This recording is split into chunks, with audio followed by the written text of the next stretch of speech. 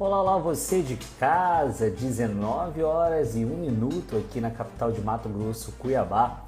Eu me chamo Eulio Paldi, sou jornalista e para não perder o costume, quinta-feira é dia de live Executivos de Sucesso. E hoje tem um convidado muito especial que vai falar um pouco da sua trajetória, seus obstáculos e um pouquinho desse setor tão importante. Antes dele entrar na sala, eu vou falar um pouquinho da trajetória dele para que vocês conheçam. Ele nasceu em Brasília, o gosto pela natureza, pela ciência agrária e rural que cultua desde pequeno com seu pai e tios em pescaria, trouxe a paixão pela área rural, por fazendas e pelo seu ambiente, rios e natureza. Daí foi um passo para ele empreender nessa área, levando em consideração o potencial natural do Brasil e a sua vocação produtiva na agricultura e pecuária.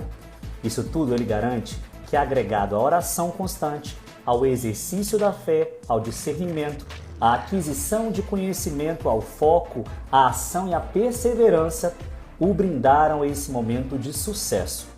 Estou falando do mestre em sustentabilidade, engenheiro florestal e proprietário da PB Business Intelligence, André Luiz Torres Baby. Vou convidá-lo agora para bater esse papo com a gente.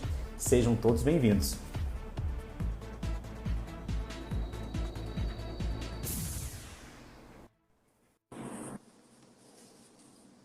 Vamos aguardar.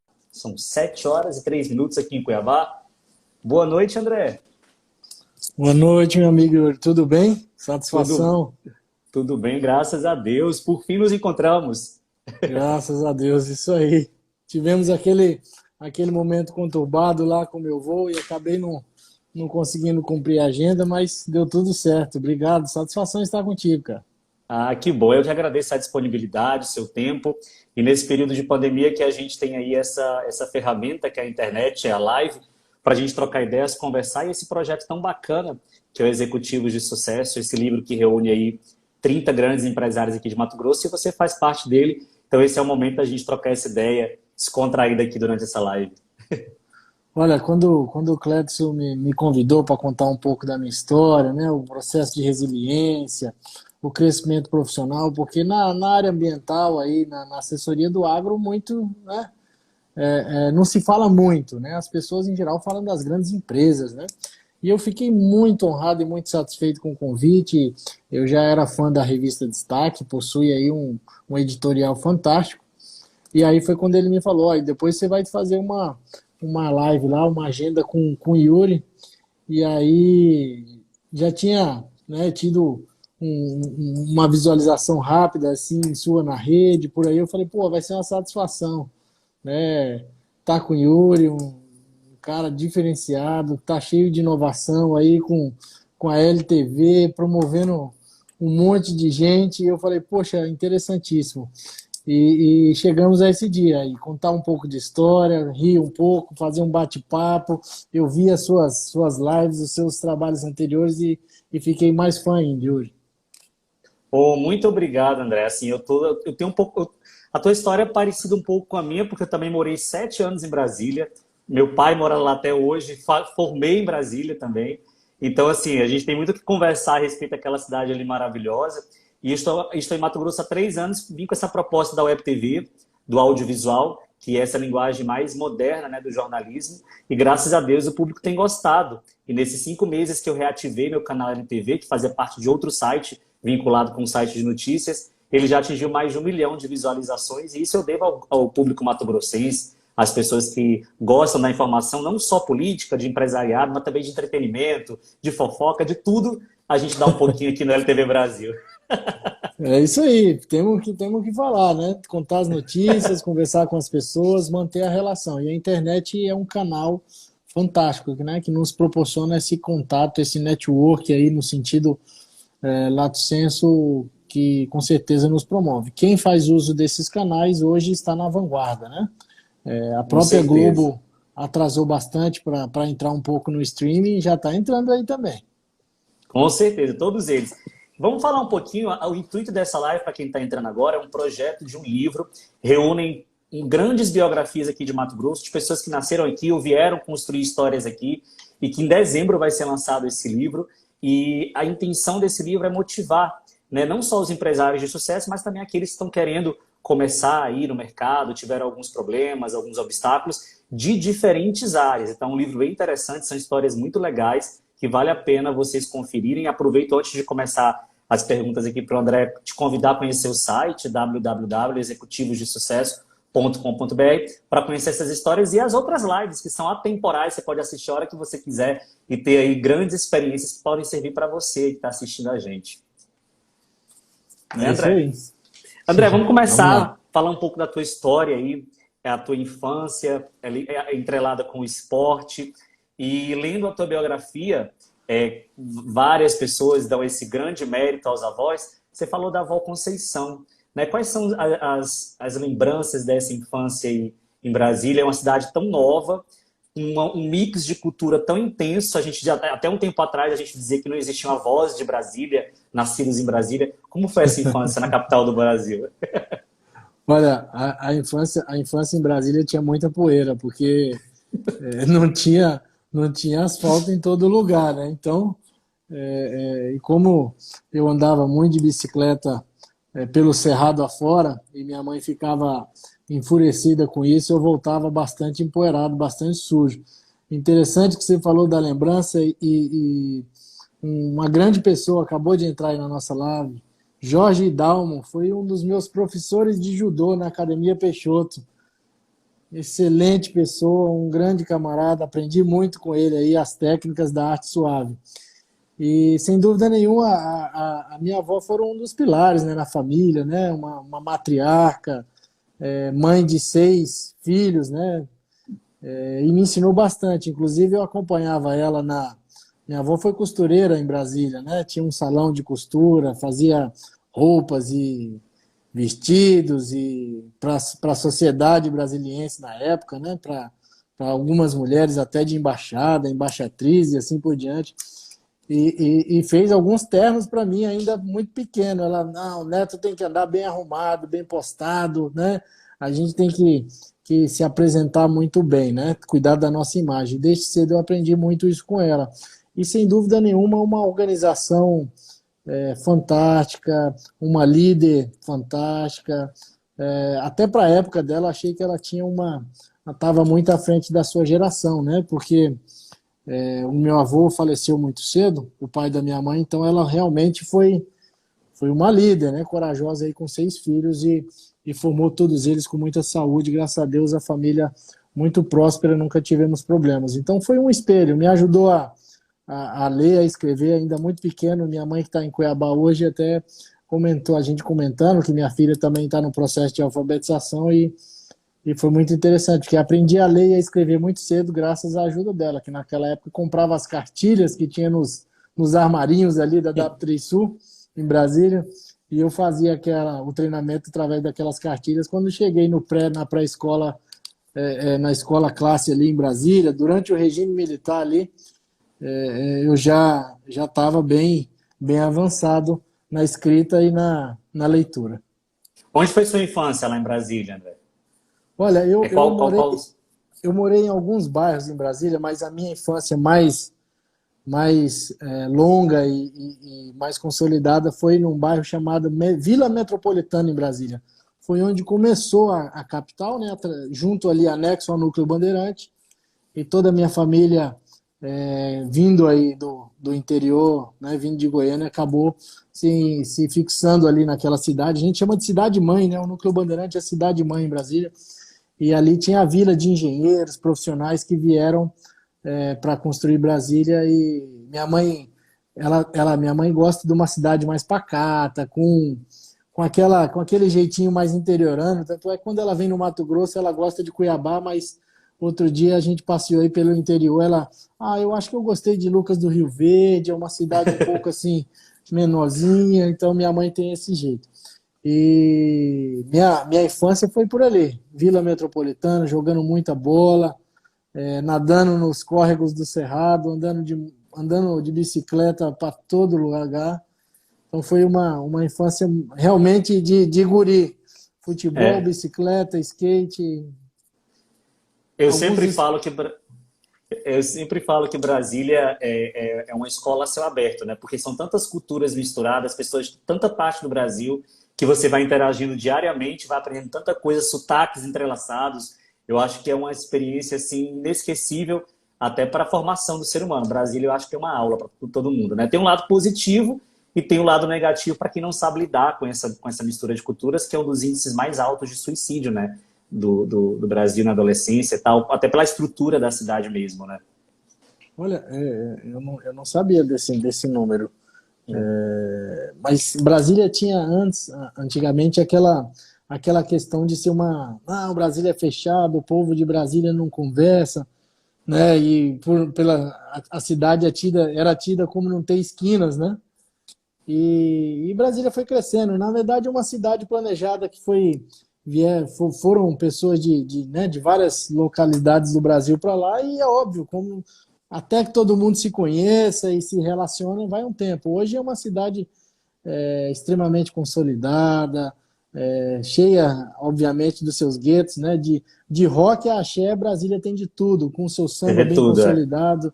Então, assim, para mim é uma cidade fantástica, voltaria a morar lá sem dúvida nenhuma, mas estou muito feliz no Mato Grosso.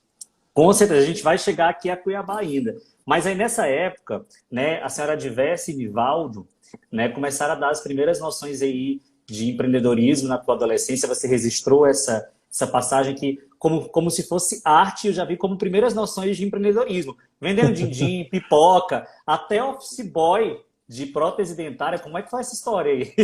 Olha, é interessante porque meus tios, né, tanto da família do meu pai quanto da minha mãe, sempre foram muito presentes, né, com todos os sobrinhos, né? Nós somos uma família de primos muito unidas, em especial os homens. As mulheres brigam um pouco, viu, Yuri? Que elas não estejam assistindo. Faz parte. E cada viagem, cada pescaria, cada acampamento, a gente vai conversando, né? E os tios vão colocando aí as ideias, vão colocando aí os caminhos que eles já percorreram, os machucados que eles já tiveram, né? Na sua vida. E eu sempre fui muito astuto no sentido de observar os mais velhos, né? Conversando. Eu gostava sempre das rodas com as pessoas mais velhas, né? Meu pai, você pode ficar na roda, mas você fica quieto aí, né? Não opina, né?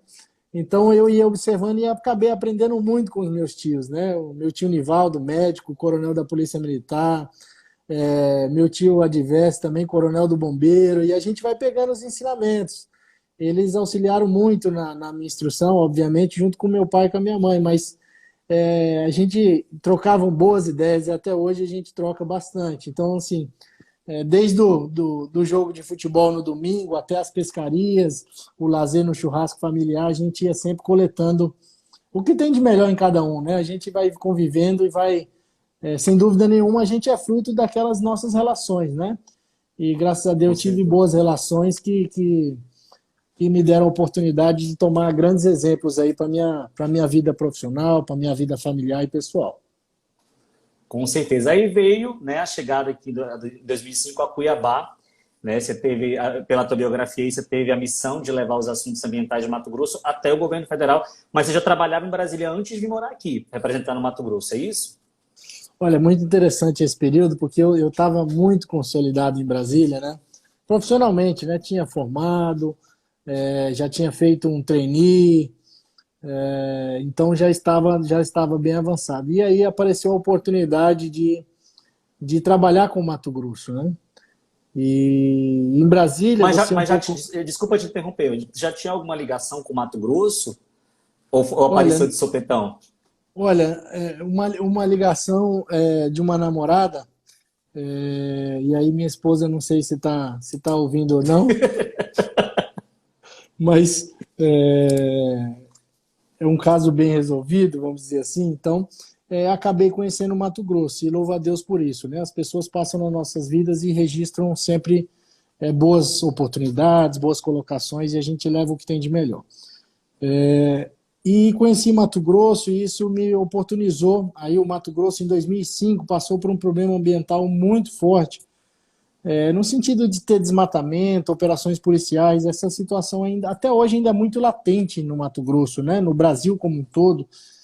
E eu fui convidado então para compor o time da época ali, governamental, para auxiliar, né, nas relações institucionais com Brasília, com o governo federal, com as ONGs, com os órgãos de controle e fiscalização. E como eu já era de Brasília, tinha um bom relacionamento na cidade, com todas essas instituições, tinha passado por uma ONG, tinha passado pelo próprio IBAMA, muitos amigos no Ministério do Meio Ambiente, e desde cedo também tive boas relações político-institucionais, então eu fiquei com essa missão, né, de ajudar na reestruturação e da criação de um órgão ambiental aqui no Mato Grosso, e também de reviver aquele relacionamento, né? Sempre quando há um colapso, uma dificuldade, alguma situação delicada, você dá aquela estremecida na relação e você é preciso que entre pessoas novas ou que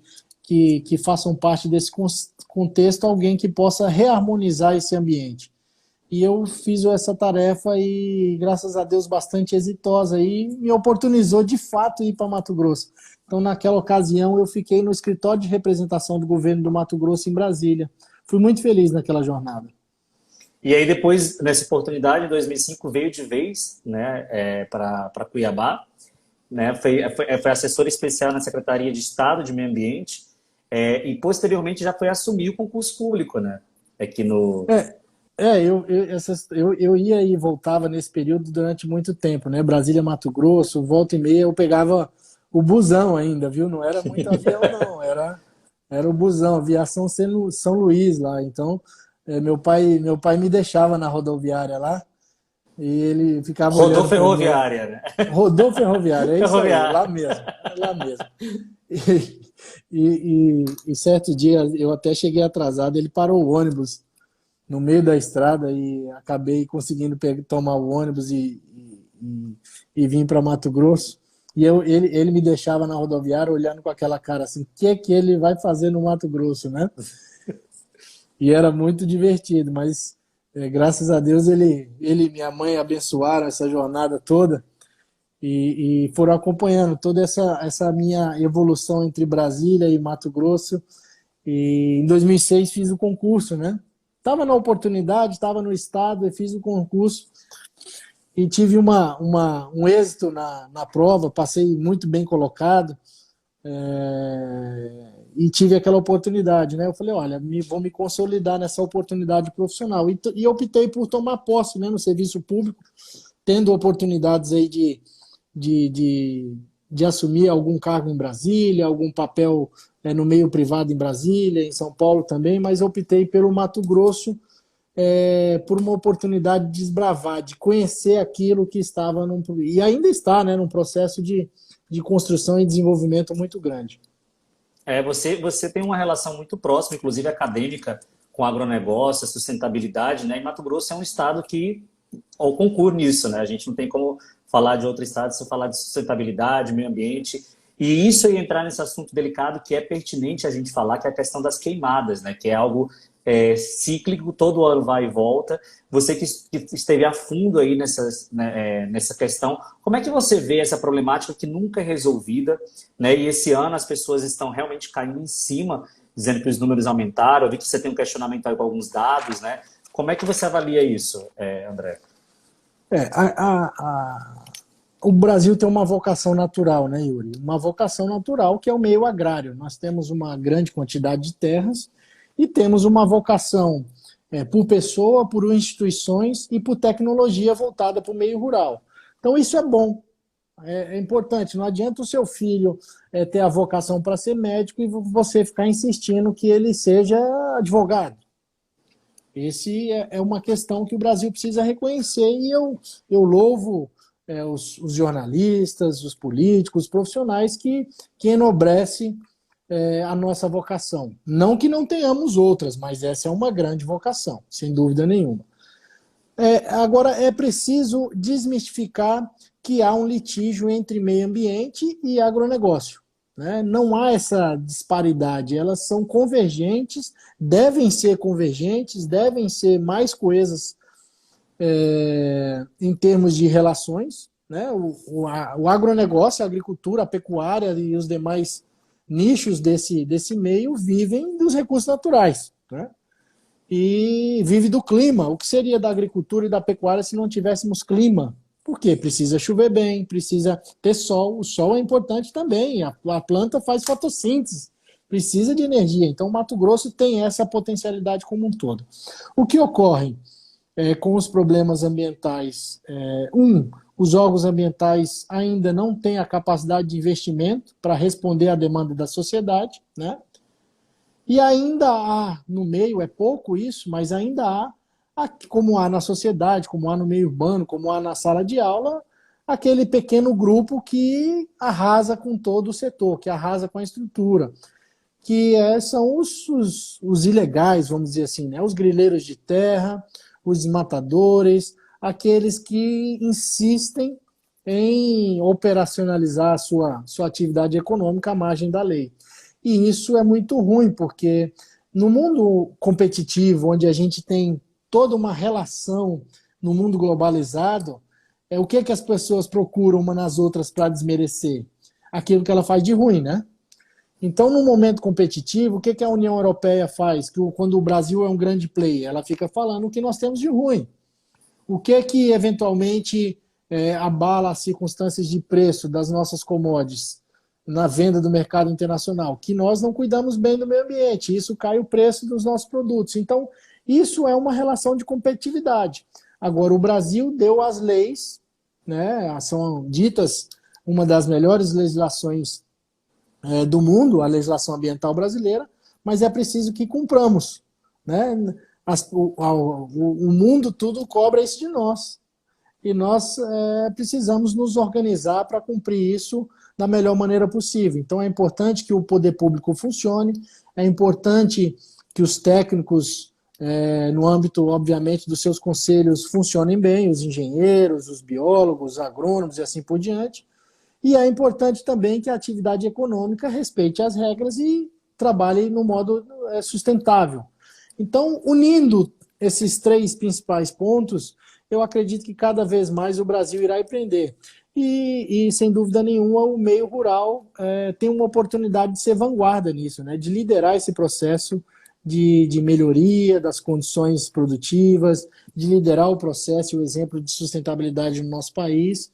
Então, esse problema de ilegalidade, eu tenho dito, né, de forma bastante enfática, que é um problema quase que de segurança pública, não é mais de gestão ambiental. Então é preciso ter uma mão pesada do Estado, né, e que os nossos governantes não fiquem simplesmente comparando, né? Não é porque tem incêndio na Califórnia que pode ter incêndio no Mato Grosso, cada um com seu problema, vamos cuidar do nosso quintal e não vamos deixar queimar, né?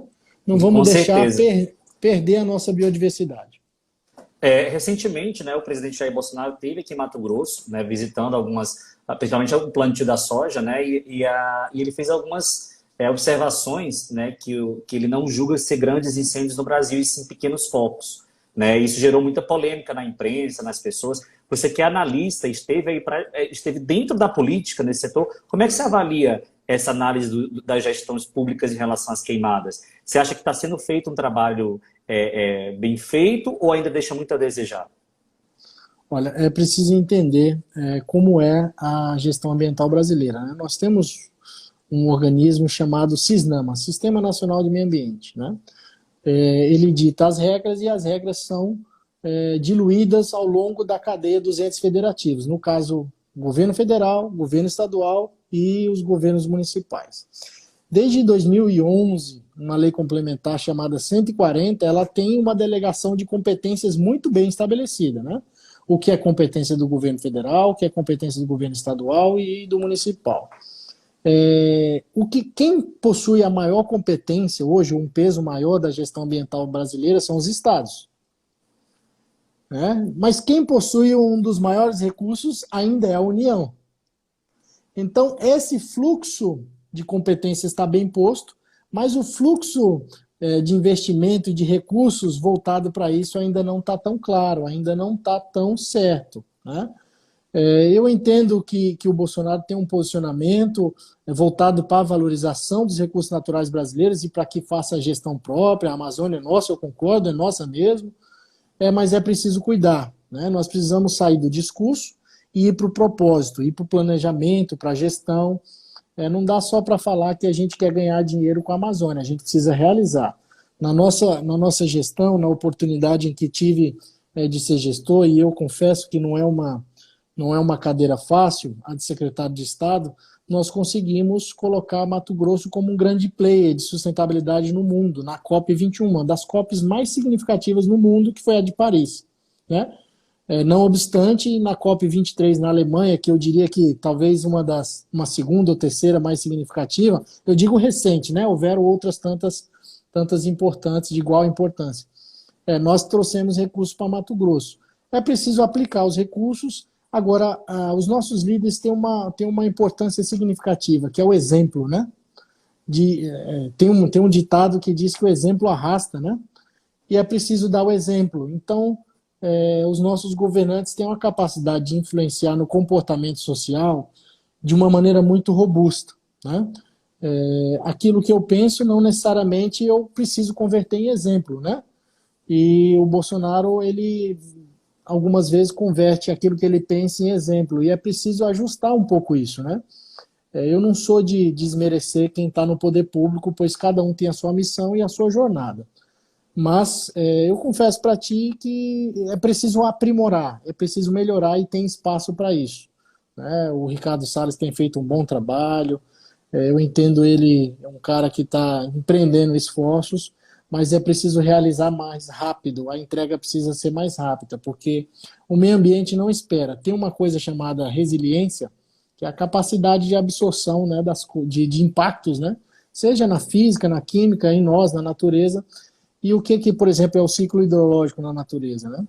Aquilo chove, cai, infiltra, evapora, aquela coisa toda. A velocidade humana de desenvolvimento está tão rápida que tem interferido de forma que a resiliência da natureza não tem conseguido mais fazer essa reciclagem.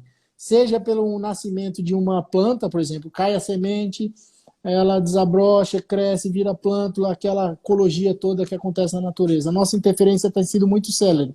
Então a resposta do poder público tem que ser mais rápida e mais célere para que a gente possa não só ter um desenvolvimento, mas acima de tudo ter prosperidade no âmbito econômico, social e ambiental.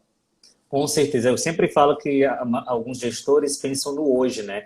E o meio ambiente ele é um projeto a longo prazo, para filhos, netos e bisnetos e a vida, né? E eu sempre coloco uma pitada aí de espiritualidade no meio, que eu acredito que a natureza está respondendo, né, algumas ações de nós, seres humanos, que não deveríamos maltratar tanto, né? E se a gestão não for feita com muito cuidado, pensado aí a longo prazo, a gente sabe que a economia é importante, nós temos muitas terras produtivas aqui no Brasil, mas se o olhar não for a longo prazo, a gente realmente pode entrar no calabouço. Tá aí o clima dando a resposta também, né? Então é uma coisa bastante delicada. Você que perguntou aí nesses setores todos do IBAMA, WWF Brasil, deve ter entrado em contato bastante com esses ambientalistas, né? Que muitas vezes não conseguem andar em consonância com os empresários do agronegócio, né? Que às vezes dá um ruído aí entre os dois, né? A gente sabe que isso é bem delicado. Sem dúvida nenhuma. O agro do Mato Grosso é um agro muito consciente, viu, Yuri? Tem uma preservação bem posta, seja por reserva legal, seja por área de preservação permanente. Mas ainda há aquele resquício de ilegalidade que está sendo estipado, né, pelos órgãos de controle e fiscalização. A tendência é que isso melhore cada vez mais. E eu sinceramente espero que isso seja mais rápido.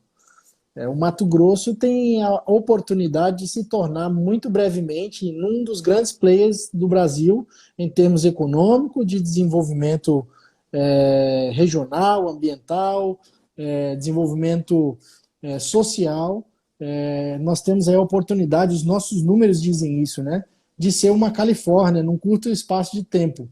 Então, façamos aí um bom uso do que a gente tem de recurso natural, do que a gente tem de vocação e do que a gente tem de gente, né? O que seria da gente sem as pessoas, né?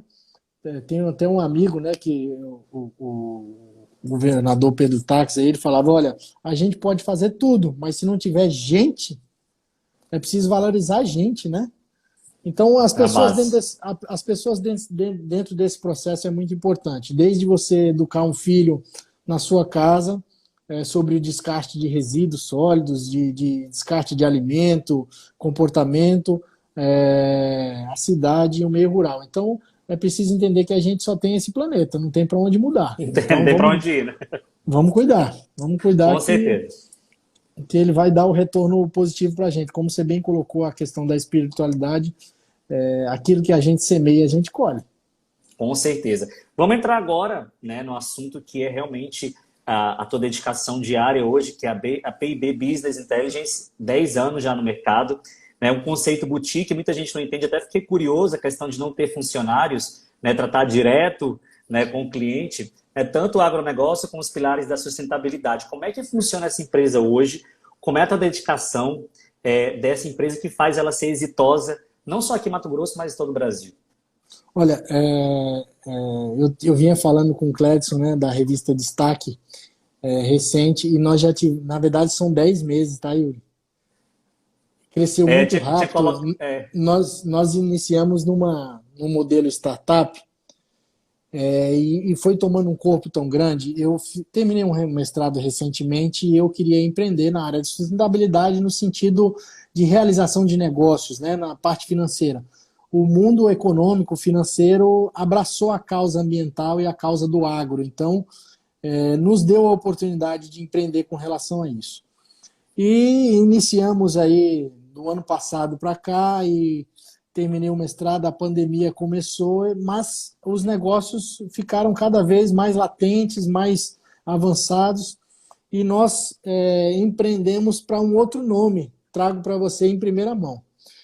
Nós saímos aí de um conceito de startup, estamos indo para um conceito empresarial consolidado e, obviamente, para que você se posicione bem no mercado, nós também fizemos uso de pessoas na cidade que fazem um bom desenho de marca, de bom posicionamento, de uma boa pesquisa de mercado, e nós optamos, né, e eu acho que bem acertado, pelo nome chamado Híbrida Agromercados. Híbrida Agromercados é uma boutique financeira, né, voltada para levar funding, né, e crédito ao meio agro e a empreendimentos, eu diria que voltados para sustentabilidade. Por exemplo, energia solar, um M&A, né, as fusões e aquisições no meio do agro, análise de risco ambiental para bancos, para grupos econômicos, para compras e vendas de propriedades rurais, frigoríficos e assim por diante. Então isso tomou um corpo. Hoje nós estamos associados aí à XP, nós estamos associados à Unicred, nós estamos associados ao Banco do Brasil, e estamos muito felizes, né, já com clientes, já com o nosso pipeline bem estabelecido, e isso tem sido tão rápido que no meio da pandemia nós tivemos que trocar de nome, né, melhorar o nosso nome, melhorar o nosso posicionamento, melhorar a nossa marca.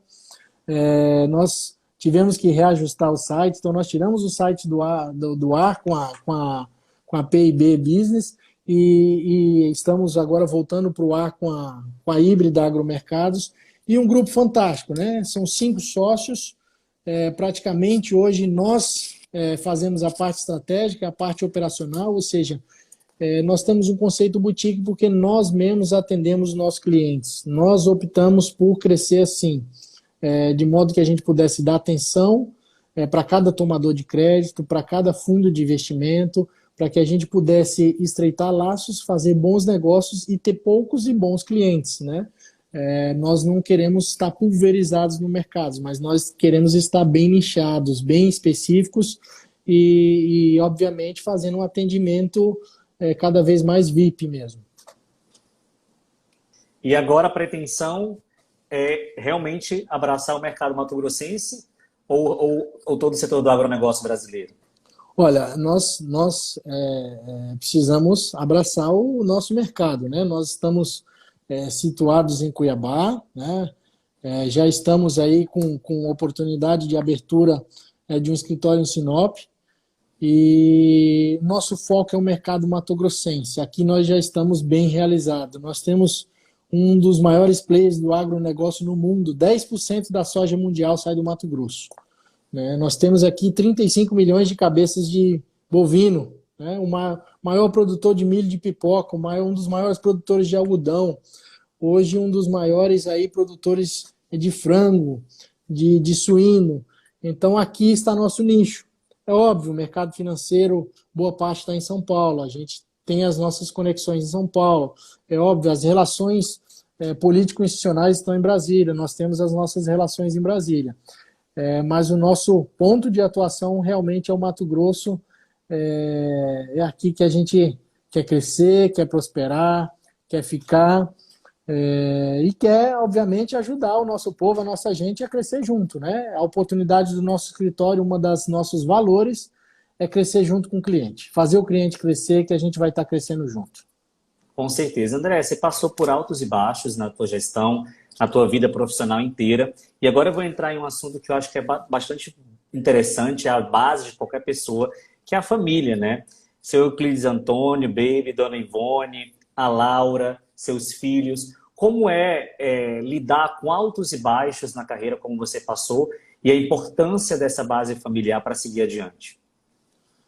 Olha, é fundamental, né? O esteio familiar, sua base familiar, para onde você pode voltar, né? O seu lar, o seu travesseiro, a sua cama, isso sem dúvida nenhuma, Yuri, é o nosso pilar de sustentação, né? E obviamente eu tenho uma fé muito, muito apurada, muito robusta, e o meu segundo pilar de sustentação é Deus, é minha religião, é Jesus. Então, sem isso, eu não consigo nem empreender e nem me proteger dos males, vamos dizer assim. Como qualquer profissional, empreendedor, seja no serviço público, na área privada, nós temos os nossos percalços, nós temos as nossas pedras no nosso caminho, nós temos os nossos desafios. Tem dia que a gente vende muito bem e tem dia que a gente não vende, né? E tem dia que a gente leva algumas pedradas, vamos dizer assim, no nosso jargão, e tem dia que a gente tem sucesso. As pedradas são doloridas, elas nos machucam, elas nos deixam doloridos, elas nos colocam de cabeça baixa por um tempo, mas é preciso energia para dar a volta por cima, né? E eu tenho com isso comigo muito forte, né? A capacidade de resiliência, até pelo aprendizado que eu tive do comportamento da própria natureza, né? A natureza é muito disso, né? É preciso que haja um buraco na floresta para que novas árvores possam surgir. E o ser humano aprende muito com isso, né? Eu tive alguns percalços na minha vida pública que me magoaram bastante, né? Tendo a capacidade de resolver, de responder, de ajustar. A vida pública no Brasil hoje é muito difícil. Tive alguns amigos e uns colegas recentes que foram convidados, e eu fui também convidado aí, confidenciando para você, para assumir algum posto no governo Bolsonaro, e não por ele não assumir, mas porque eu também quero empreender na vida privada. Mas o ambiente, eu diria hoje que o ambiente hoje não é interessante para a vida pública, né? Nós temos vários players e várias situações que ainda incomodam. Tem uma insegurança jurídica no Brasil muito grande, uma instabilidade no meio judiciário, nos órgãos de controle e fiscalização. Então é preciso que a sociedade dê por isso. O Brasil é uma sociedade muito jovem ainda, né? E nós estamos nos organizando enquanto instituições, enquanto divisão de poderes. Mas eu acredito muito na justiça divina, na justiça dos homens, aí no caso o Poder Judiciário. Acredito também na sensibilidade das pessoas em corrigir erros, né? Em corrigir rotas, em corrigir acusações, em corrigir situações que possam fazer mal a outros. Então, assim, eu passei por um período muito difícil, profissionalmente, com depressão, com tudo isso, mas a fé, a perseverança, a resiliência, a família me colocou de novo com energia. E é preciso que a gente se mantenha sempre vivo, forte, né, recarregado, sempre com que a gente vá para casa, vá para nossa oração, seja qual religião for a pessoa, que você possa ir lá, colocar o dedo na tomada, se reenergizar e se cercar de gente boa, né? Uma das coisas boas da vida são os amigos, né, Yuri? Com certeza. Eu quero ter o prazer de conhecer mais perto aí, da gente conversar, tomar um café. Eu gosto muito de conhecer gente do bem e tenho um prazer em cultivar amizades. Isso é muito bom. Amizade é um dos grandes segredos para você também sair de problemas, sair de situações, porque os seus amigos te entendem, né? Eles conhecem você, eles conhecem a verdade que tem em você e aquilo te revigora, te reenergiza. Então, essa é uma das situações que a gente utiliza para reviver, né? Para sair E dos André, problemas. e os momentos mais difíceis também servem para a gente saber quem realmente é amigo, né? Porque a gente É, consegue fazer um termômetro aí de quando a gente está mal, de quando a gente não está conseguindo ter energias, por mais que a família tente dar o máximo de apoio, amor, mas nós somos seres humanos e o sentimento da tristeza faz parte da nossa trajetória. Então, assim, a gente se aliar a pessoas do bem, a pessoas com energias positivas, sempre nos revigora, né, e nos fazem se aproximar de pessoas boas. E eu acho que isso que é importante, por isso que eu faço essa pergunta que parece clichê, mas eu sempre toco nesse assunto, porque nós jornalistas às vezes esquecemos dele, mas eu sempre pergunto, quem é Deus para você? olha, eu tenho para mim Deus como o único Senhor e Salvador, né? Da minha vida. Então, para mim é tudo, né? Sim, o menor clichê é aquele cara mesmo, onipresente, onipotente, é aquele cara para onde eu olho pro alto e ele me responde. E ali eu coloco a minha esperança, a minha fé, o meu futuro e, obviamente, o meu passado, né? Porque a gente nem sempre acerta, a gente erra pra caramba. Nós somos pecadores por essência, né? Desde a nossa criação, da nossa origem, nós somos pecadores. Então é preciso olhar para trás, reviver. Como diz um amigo meu, reajustar o método, né? Reajustar o método. É, E tem uma coisa que eu gosto de dizer, e cortar a corda, né? Cortar a corda. Tem a teoria do alpinista, que você vai subir na montanha com um monte de gente junto, né? E tem gente que pesa, né?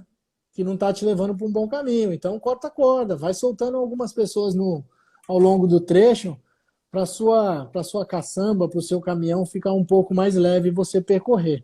Então vai cortando os problemas, vai cortando as mazelas, vai deixando para trás e com foco na luz divina para você poder percorrer bons e novos caminhos. André Baby, um prazer te conhecer. A gente trocou algumas ideias pelo WhatsApp, sempre muito educado e simpático. Saiu nossa live, quero parabenizar pelo trabalho desenvolvido, a leveza do bate-papo, a descontração de assuntos que as pessoas possam te conhecer um pouco melhor, não só pela live, mas também pelo livro, pela tua trajetória, e que as portas estão abertas aqui do LTV Brasil. A minha também, sou novo aqui em Mato Grosso, e como você, gosto muito de fazer novas amizades e pessoas do bem. Muito obrigado a você, viu? Olha, Yuri, eu agradeço aí a revista Destaque pela oportunidade, agradeço a nossa audiência aí, os amigos, os familiares, aquelas pessoas que têm uma relação profissional conosco, ou até mesmo aquelas que nos seguem na rede, tentando nos conhecer e criar um laço e assim por diante, né? Obrigado aí quem acompanhou e pôde conhecer um pouco mais de mim. E a você, cara, eu deixo já um convite para você vir tomar um café conosco no escritório, conhecer o restante do time, ver um pouquinho mais de perto o que a gente está fazendo. Será um prazer te receber aqui. Muito obrigado Com pela certeza. oportunidade. Foi um ótimo bate-papo contigo. Tive um prazer. Passou voando o tempo. Passa voando, a gente já está quase no limite aqui do Instagram. Eu quero convidar, além de agradecer as pessoas que estiveram ao vivo, as pessoas que estão assistindo em outro momento, em outro dia no YouTube também, que vai estar disponível a partir de amanhã. Essa é a ideia, é mostrar não somente o empresário, a gente faz quartas-feiras as lives políticas. Aproveito para convidar você, dia 20 está confirmado o atual prefeito Emanuel Pinheiro. A gente já entrevistou na live política, que são os candidatos à Prefeitura de Cuiabá, praticamente todos, faltam só 3 candidatos, Emanuel, Roberto França e o candidato do PSOL, que eu não me recordo o nome agora, mas qual é o intuito? É que você, telespectador, assista e tire suas próprias conclusões. Afinal, a gente vive numa democracia e a ideia da comunicação hoje é essa, romper fronteiras e mostrar a realidade nua e crua como ela é. E é assim eu Isso tenho aí. feito com todos os quadros do Executivo do Sucesso, mostrando seres humanos, comum e corrente, com seus acertos e com seus erros, aí na fé de Deus e seguindo adiante. Muito obrigado, André. Obrigado, amigo. Foi um prazer, um grande abraço. Fica com Deus. Boa noite a todos. Até mais. Criador e quadro, bem-vindo, Michele. Cara, olha o gato louco. Boa noite. Tá tudo bem, a gente tá no... Prazer é meu, Yuri. Para conversar, para levar informações para todo o Mato Grosso, para todo o Brasil.